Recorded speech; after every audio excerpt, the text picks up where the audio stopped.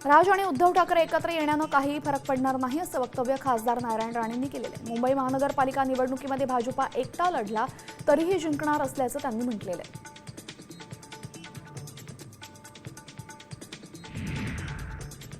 फलोत्पादन विभागामार्फत नुकसानग्रस्त आंबा उत्पादक शेतकऱ्यांना मदत देणार आहे अशी घोषणा फलोत्पादन मंत्री भरत गोगावले यांनी केलेली आहे। गेल्या काही दिवसांमध्ये राज्यामध्ये झालेल्या मुसळधार पावसामुळे आंबा उत्पादक शेतकरी संकटात सापडल्याचं पाहायला मिळतंय।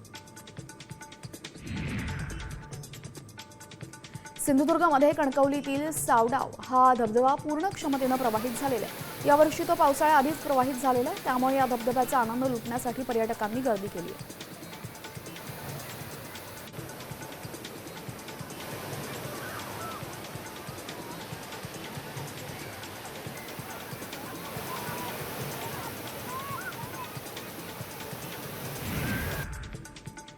सिंधुदुर्गच्या सावंतवाडीमधील मोती तलावामध्ये उभारण्यात आलेलं म्युझिकल फाउंटन लवकरच पर्यटकांसाठी खुलं होणार आहे। आमदार दीपक केसरकरांनी या कारंजेची पाहणी केली। येत्या काळामध्ये सावंतवाडी पर्यटन क्षेत्रातील प्रमुख आकर्षण ठरेल असा विश्वास केसरकरांनी यावेळी व्यक्त केला।